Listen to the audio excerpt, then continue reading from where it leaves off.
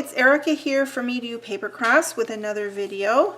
I wanted to show you this card that I made. It's the lemon stamp, and this is from the stamp set that you can earn during celebration. It's called A Happy Thing, and it has this cute little bird and a lemon in here.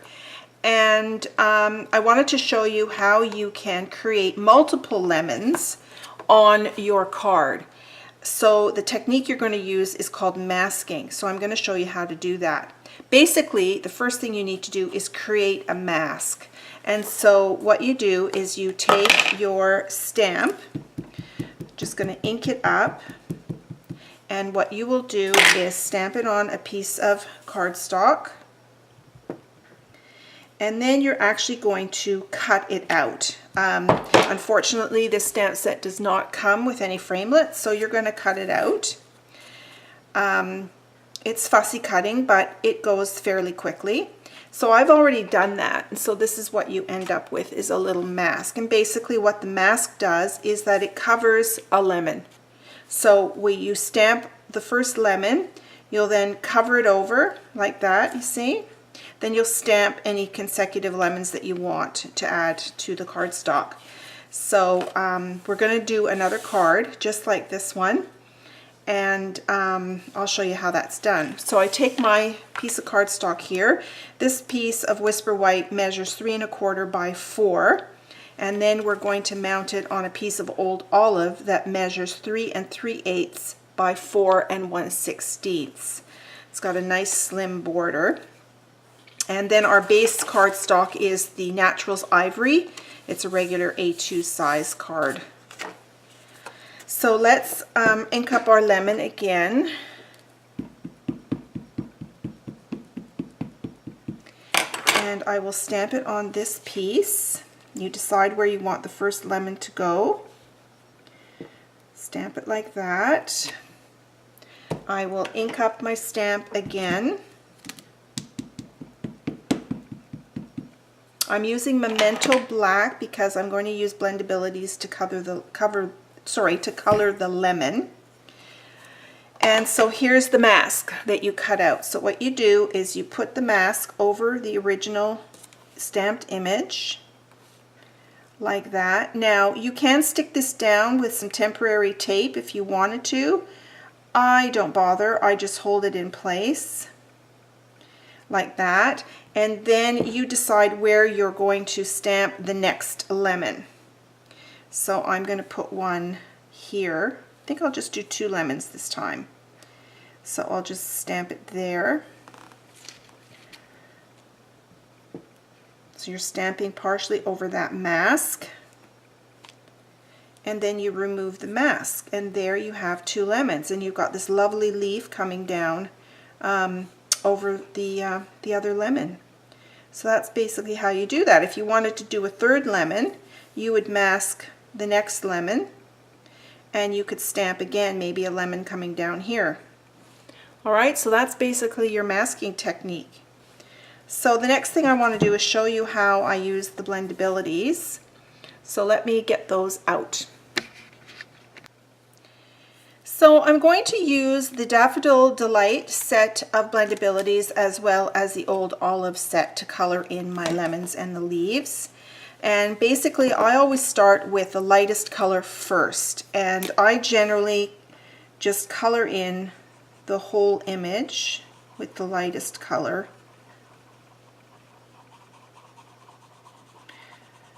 I will probably fast forward this video. There's no need for you to sit and watch me color in the whole thing because it takes a bit of time. And most images have the artist, whoever created this image, you know, they put in some dark bits, and so that's a good indication of where the lemon has the shading, where you shade. Flowers are a good example. So I'm just going to put in some dark. This is the darkest color. And then I'm going to go back with the lightest color, and this is what blending is all about. You blend that color into the darker color into the lighter color. And so what that basically does is it just makes a really nice smooth transition between the dark and the light. And as it dries, you'll see that you won't have any lines whatsoever. Alright, so I'll show you a couple of leaves, and then I will, let's start with the lightest color.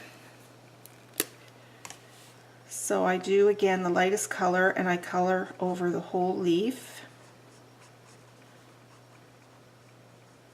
like that, and then I'll take my darkest color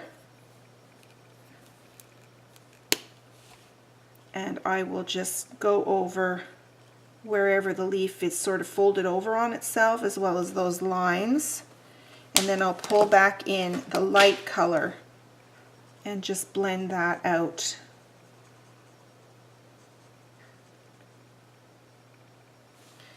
Like that. I'll do one more for you. Again, the light color.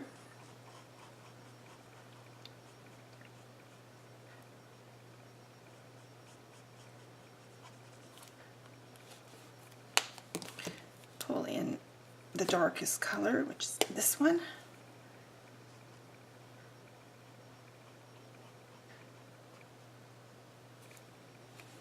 And then go over the dark again with the lightest color.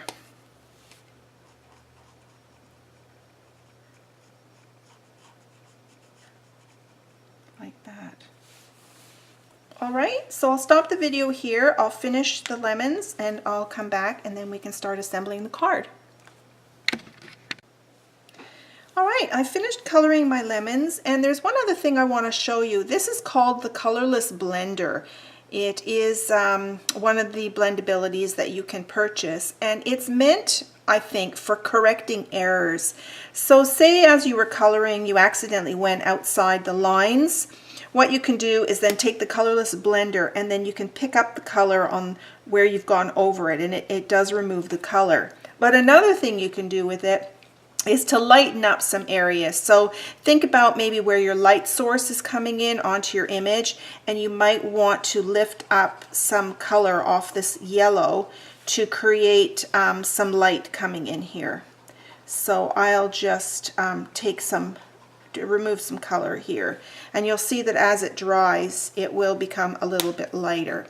So that's really a handy pen to have, both for making mistakes and for creating some light or reflective areas. Alright, so next step is I'm going to mount this on top of my old olive piece. I'm just going to run tape runner on here.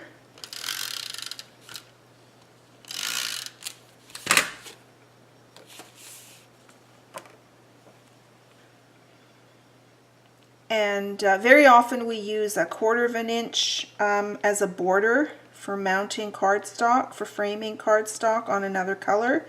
But lately I've been using just 1/8 inch, and it just gives it a slight border around it. I think it looks quite nice, something a little bit different. And the next thing I'm going to do is take a piece of gold ribbon. I'm going to wrap it around here, and I like to use just normal everyday Scotch tape to keep my ribbon in place. On the back you're not going to see it, so it doesn't really matter. So I'll just put a piece right there, and then I'm going to wrap it around. Make sure I get it evenly spaced, and then put another piece of tape on that piece. Alright, and we can now mount this to our card base. Let's just see, what did I do on the last one? Did I center it? Yeah, it's pretty well centered on there.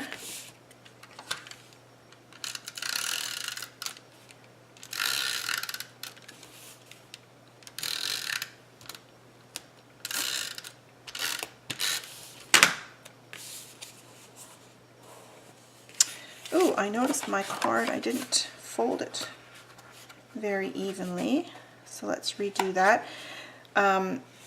sometimes you don't score quite in the right spot. So what I love to do is just match up my edges here, and then I push with my hand towards the spine, and I use my bone folder, and then I just refold it, and it makes a really nice new crease.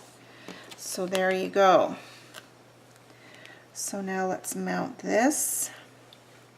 I love using Stampin' Up's grid paper. I have astigmatism, and sometimes I put things on crooked, so it's really handy to line things up with the grid paper, and then I can see much better. It's nice to have things fairly straight. Now for the greeting, I'm going to use a greeting from another stamp set. Oh, this is from Sheltering Tree. It's Thinking of You. It's in this beautiful handwriting. So we're going to do that in Memento Black on this little strip of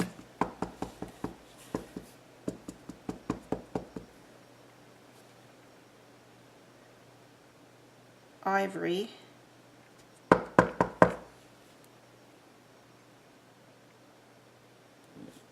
Thinking of You.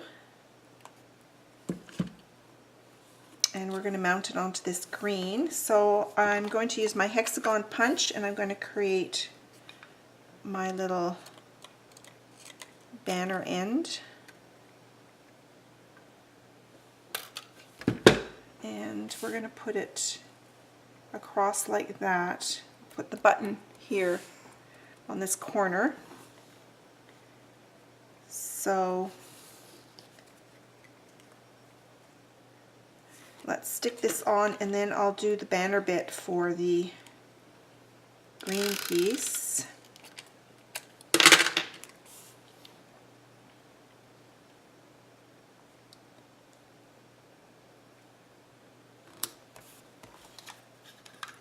Okay, stick that in like that. Whoops, I need to do a little bit further in so I get that very point there.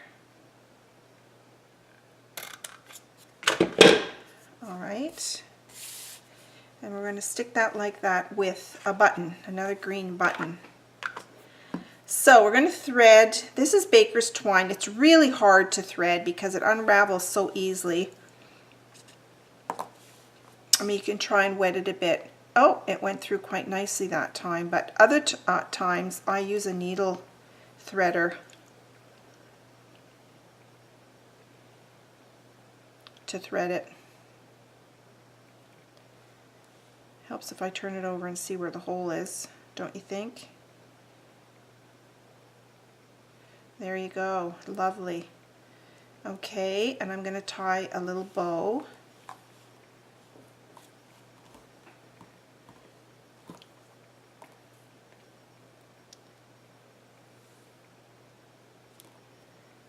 So now when you're tying a bow, remember, I think I've told you this before, you're going to make your loop and take your other piece and wrap it behind the loop and pull it through. Just seems to always make a way better bow.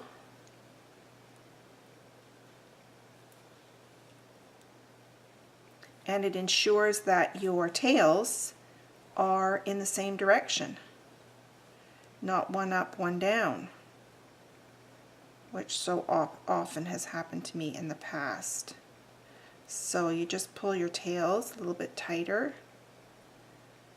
and there's your little bow. And I can trim that tail a little bit. There you go. And I'm just going to use some sticky strip to stick that down. Like that, Thinking of You. And we're going to put our button on. Now, to put the button on, you can use two-way glue, but it takes quite a while to dry. Sorry, not two-way glue, Tombow glue. Takes a while to dry. Or you can use these glue dots. Now, I wish Stampin' Up! Sold larger glue dots. I do have some that I use for my other paper crafts, but it would be great if they sold the bigger ones, because they would be great for putting on buttons instead of using 2 or 3, as I'm doing here. As a matter of fact, I'm going to do 4. So I go right around the circle of that button. Okay, and then let's stick it on the card like so. Press it on. There we go. So there's your masking technique. I hope you found this useful. I'm going to finish up the inside of the card. I will more than likely take a piece of this old olive and put it on the inside with a whisper white on top, and I might do another lemon on the inside right corner. So there you have the masking technique. If you have any questions, you can contact me, and I will follow this video up below the YouTube video with some measurements and contacts for my blog and for my Flickr account, where you can see other photos of projects that I've made. Thanks so much for watching, and until next time, this is Erica from Me to You Paper Crafts. Bye for now.